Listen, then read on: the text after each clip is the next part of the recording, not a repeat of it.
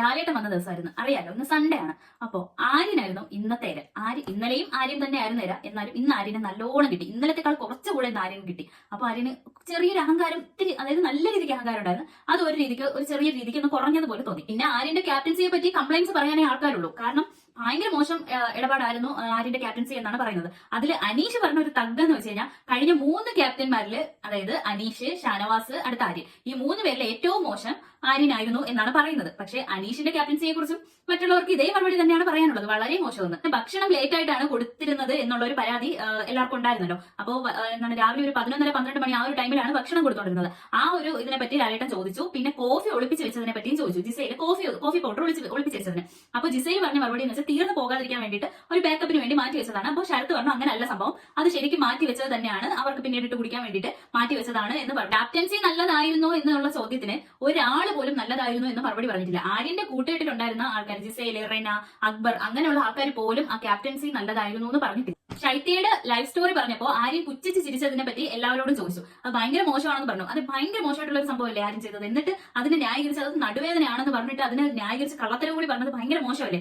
എന്നിട്ട് അതിനെപ്പറ്റി ചോദിച്ചിട്ട് ചെരുപ്പ് എറിഞ്ഞതിനെ പറ്റിയും പറഞ്ഞു. അതായത് അഭിലാഷിന്റെ ദേഹത്ത് ചെരുപ്പ് എറിഞ്ഞതിനെ പറ്റി പറഞ്ഞു. അപ്പോൾ അത് എനിക്ക് അങ്ങനെ പറ്റിപ്പോയതാണ്, അങ്ങനെയൊക്കെ പറഞ്ഞു. പക്ഷേ അപ്പോഴേക്കും ആര്യന് പണി കിട്ടി. ഡയറക്റ്റ് നോമിനേഷനിൽ, അതായത് നെക്സ്റ്റ് വീക്കിലെ ഡയറക്റ്റ് നോമിനേഷനിൽ ആര്യനെ എത്തി.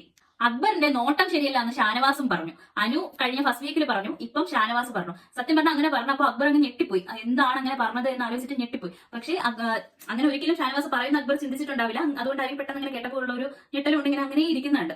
എന്നിട്ട് ഷാനവാസ് പറഞ്ഞത് അങ്ങനെയല്ല ഉദ്ദേശിച്ചത്, ഇങ്ങനെയാണെന്നൊക്കെ പറഞ്ഞ് ഉരുണ്ട പെരളുന്നുണ്ട്.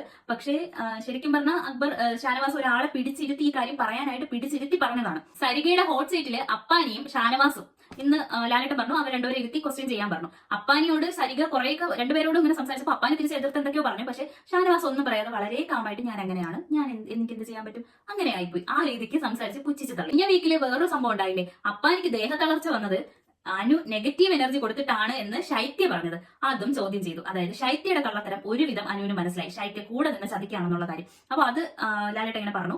അതായത് നെഗറ്റീവ് എനർജി കൊടുത്തോ, അങ്ങനെ നിങ്ങൾ സംസാരിച്ചോ എന്ന് ചോദിച്ചപ്പോൾ ശൈത്യ അവിടെ കിടന്നിങ്ങനെ, അതായത് അനുവിന്റെ ഒരു വിശ്വാസം നഷ്ടപ്പെട്ടു. പക്ഷെ അനു ഭയങ്കരമായിട്ട് തകർന്നിങ്ങനെ, ഒരാളെ വിശ്വസിച്ചിട്ട് അയാള് ഇങ്ങനെ ചതിച്ചു എന്നുള്ള രീതിക്ക് ഇങ്ങനെ അനു ഇങ്ങനെ ഭയങ്കരമായിട്ട് ഇമോഷനായിട്ട് ഇങ്ങനെ നിൽക്കുന്നുണ്ടായിരുന്നു. ആയാലും ശൈത്യയുടെ ഈ വൃത്തികെട്ട സ്വഭാവം അനുവിന് കാണിച്ചു കൊടുത്ത ലാലേട്ടന് എന്തായാലും നല്ല മറുപടി തന്നെയാണ് ലാലേട്ടൻ കൊടുത്തത്. അതായത് അത് ആ ഒരു ഇത് കാണിക്കണമായിരുന്നു, ശരിക്കും പറഞ്ഞാൽ ആ സീനും കൂടി കാണിക്കണമായിരുന്നു, എന്നാലേ അത് പൂർത്തിയാവുള്ളായിരുന്നു. പക്ഷെ കുഴപ്പമില്ല, എന്തായാലും ഒരു ക്ലൂ എങ്കിലും കൊടുത്തല്ലോ. ഇനി എവിക്ഷനില് ഷാരികയാണ് പോയത്. അപ്പൊ ഷാരികയും പോയി സരികയും പോയി തെറ്റിപ്പോയി. അപ്പം ഇന്നലെ ഒരാളെ എവിക്റ്റ് ആക്കി, ഇന്ന് അടുത്ത ആളിനെ എവിക്റ്റ് ആക്കി. അപ്പൊ രണ്ടുപേരും ഈ ആഴ്ച 2 പേര് പോയിട്ടുണ്ട്. അപ്പൊ ഡബിൾ എവിക്ഷൻ ആണ് എനിക്ക് തോന്നുന്നു. വൈൽഡ് കാർഡ് എൻട്രീസ് ഒക്കെ വരാൻ സാധ്യത ഉള്ള ഒരു വീക്കാണ്. ഈ വീക്കിലെ വൈൽഡ് കാർഡ് എൻട്രീസ് ഒക്കെ വരാൻ സാധ്യത ഉണ്ട്. ഷാരിക പോയത് കാരണം രേണു ഭയങ്കര കരച്ചിലായിരുന്നു. അവർ അത്യാവശ്യം നല്ല ക്ലോസ് ആയിരുന്നു. അപ്പം രേണു ഭയങ്കര കരച്ചിലൊക്കെ ആയിരുന്നു.